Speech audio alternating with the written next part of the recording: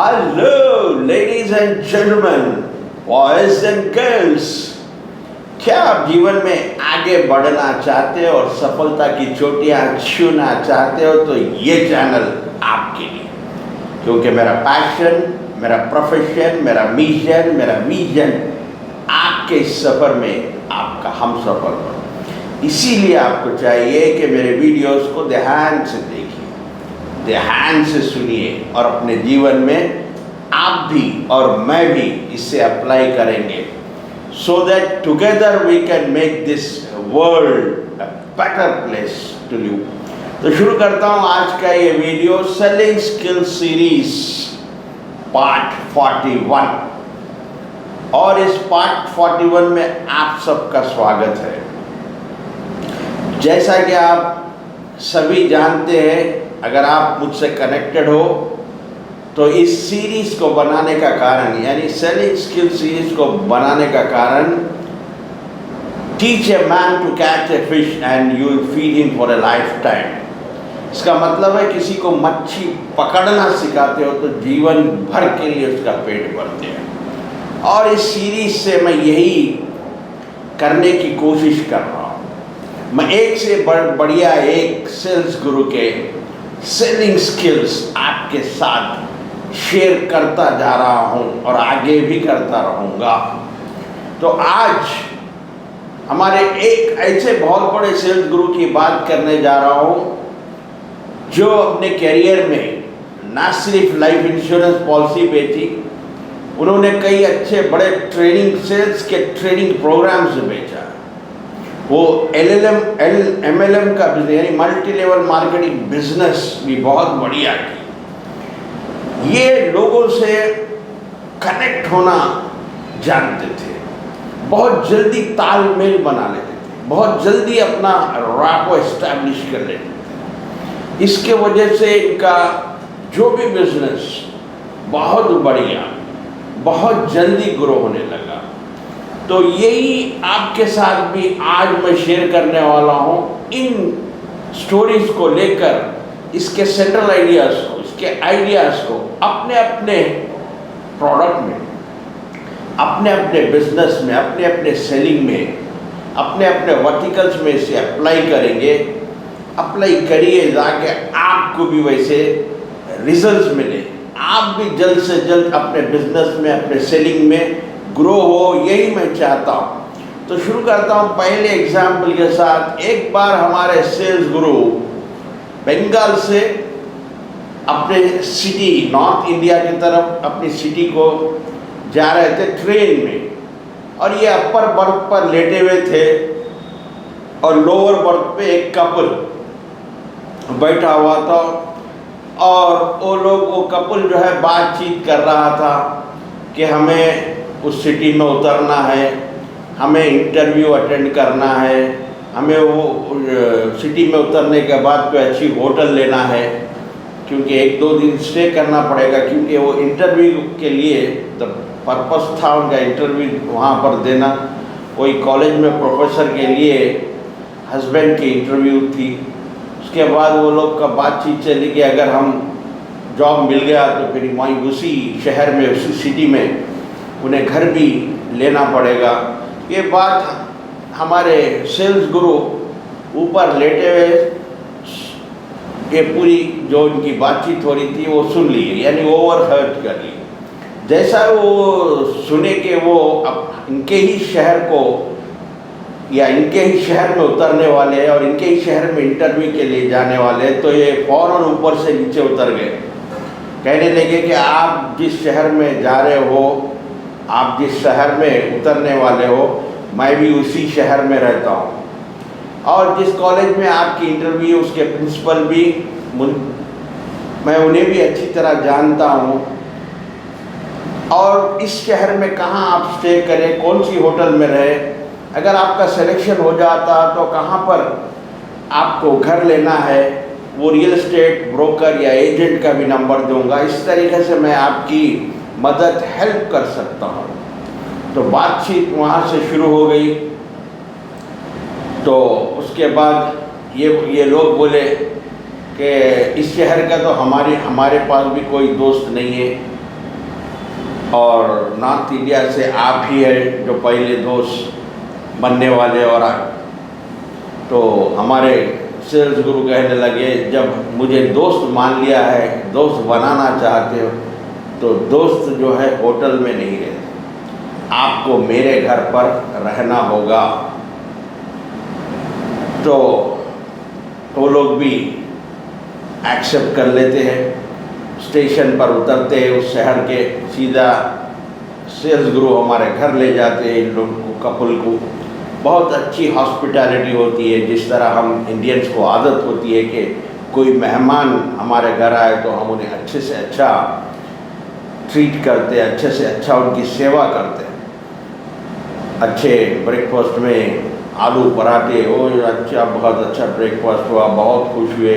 उसके बाद बातचीत चली। जब उनके उस कपल में से जो हस्बैंड है, उन्होंने पूछा आप क्या काम करते हो? तो जब हमारे सेल्स गुरु कहते हैं मैं LIC की लाइफ इंश्योरेंस पॉलिसी बेचता हूँ, तो तभी स्पॉन्टेनियसली वो जवाब देते हैं कि अरे अब हमने तो हमारी पॉलिसी, लाइफ इंश्योरेंस पॉलिसी ले ली है, वरना हम अब आपसे ज़रूर ले लेते पॉलिसी। उसके बाद हमारे सेल्स गुरु कहते हैं क्या आपके पत्नी को नाम पर भी ले लिए? तो वो कहते हैं हाँ, हमारे पत्नी के नाम पर भी LIC पॉलिसी ले चुके हैं। तब ये पूछते हैं, सेल्स गुरु तो सेल्स गुरु है, तो पूछते हैं कि आपकी पॉलिसी का कवरेज क्या है, कब तक, क्या एज तक आपकी पॉलिसी को कवर की गई है?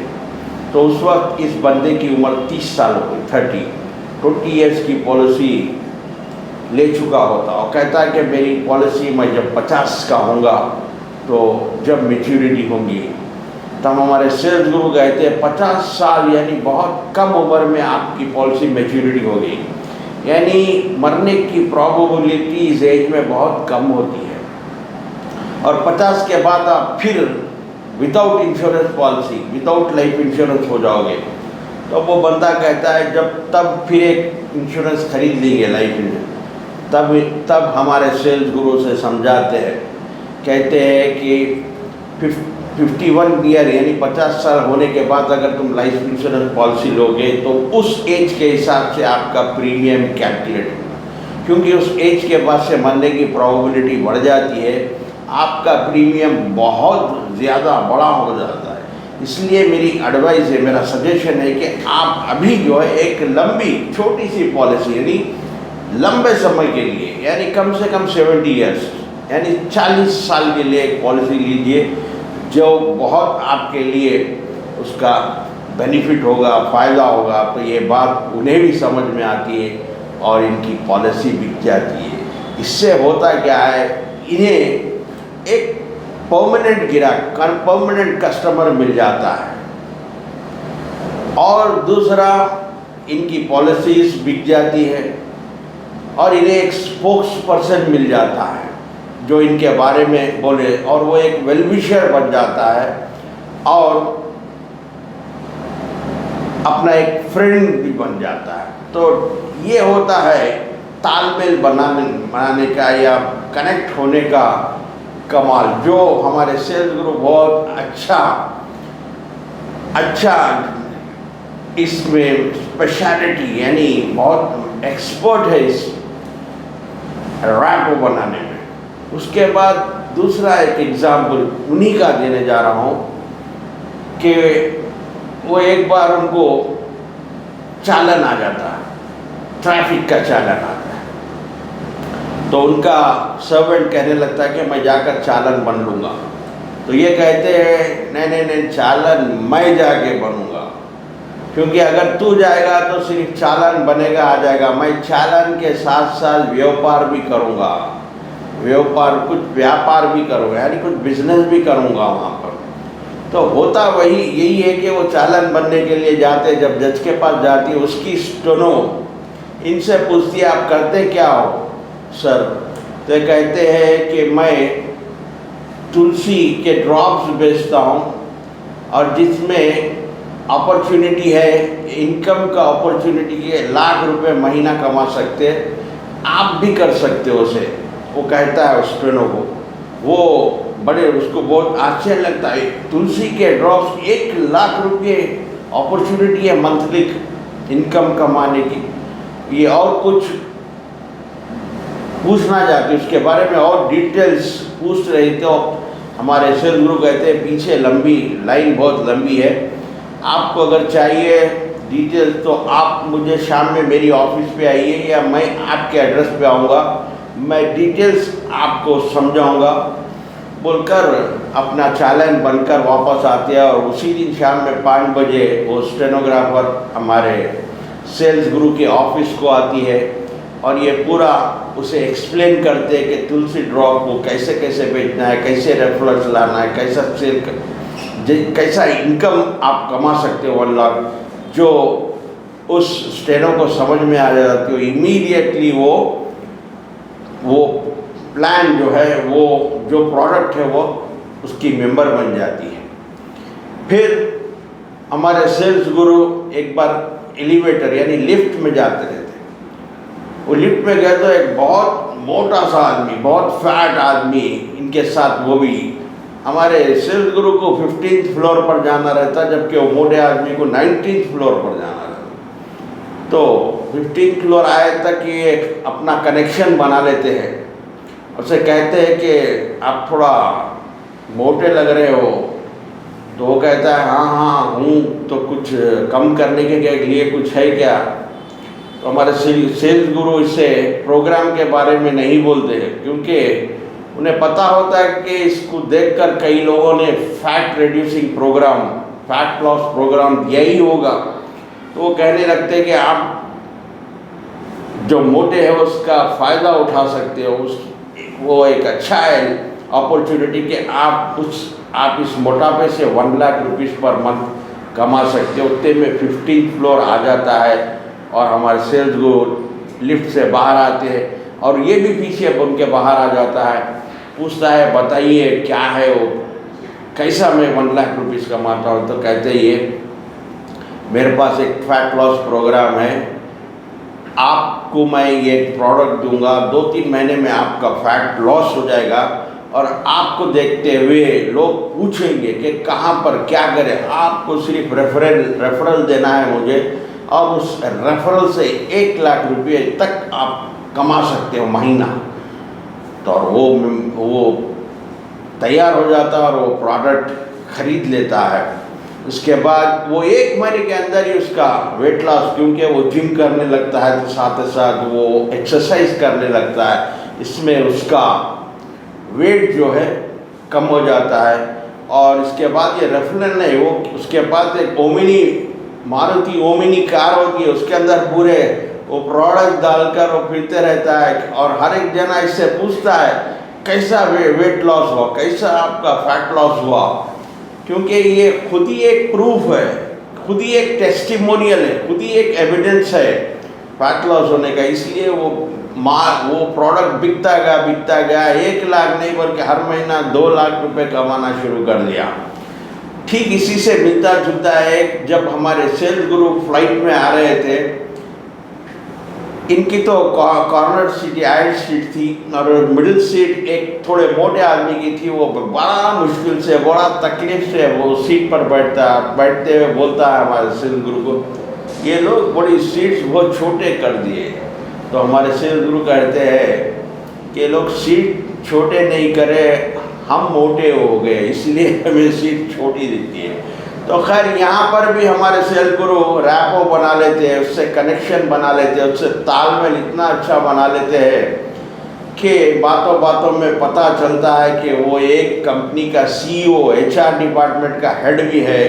और उस तरह हमारे सेल्स गुरु को एक ट्रेनिंग प्रोग्राम सेल करने का मौका मिल जाता है और 2.5 लाख का प्रोग्राम ये उसे बेच डालते हैं। तो ऐसे होते हैं सेलिंग स्किल्स। अगर आपको रैपो बनाना आ गया, आपको तालमेल बनाना आ गया, तो आप जो कुछ भी सामान है, जो कुछ भी प्रोडक्ट, जो कुछ भी सर्विस आपकी इजीली आप बेच पाओगे।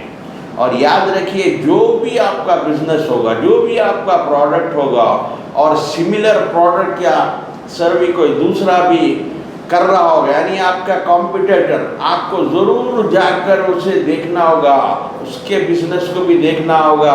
अगर उसमें कुछ अच्छाई है तो उसे अपने बिजनेस में से अप्लाई कर। एक लस्सी की दुकान जो बहुत बढ़िया चलती थी, और जब भी वहाँ जाते वो लस्सी वाला कभी कभी स्टॉल पर नहीं रहता, बच्चा रहता, उसे पूछते कि कहाँ है आपके ओनर है, तो बताते उस दुकान पर गए वो लस्सी पीने के लिए।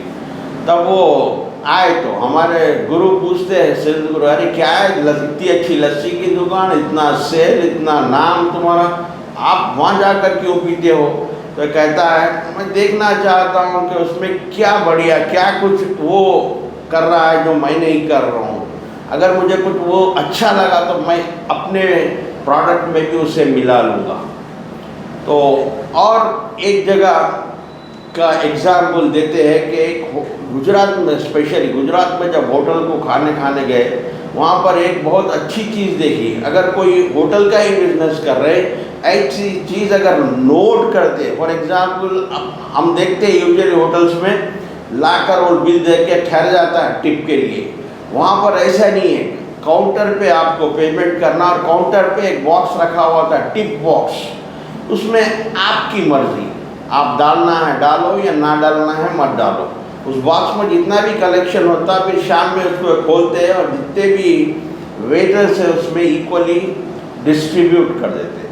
इसमें होता क्या है, अब जब एक वेटर ठहर जाता है बिल देने के बाद, रिटर्न करने के बाद पैसे चिल्लर, तो बहुत अच्छा नहीं लगता, अनकम्फर्टेबल फील करते कस्टमर्स, क्योंकि वो ऐसा ठहर गया है देना ही देना है। लेकिन यहाँ काउंटर पर जाकर जब देते हैं तो इनकी मर्जी है कस्टमर की, चाहे तो आप डालो उस बॉक्स में या चाहे तो मत डालो। ये बड़ा अच्छा लगा। और अगर ये ऐसी चीज़ आप अपने होटल में भी आप इसे अप्लाई कर सकते हो, ताकि आपका कस्टमर अनकम्फर्टेबल फील ना कर पाए। तो इस आज के लिए बस इतना ही। सीखते रहिए, समझते रहिए, आगे बढ़ो। Keep learning, keep growing until we meet next. Please take care. God bless you and thank you for watching.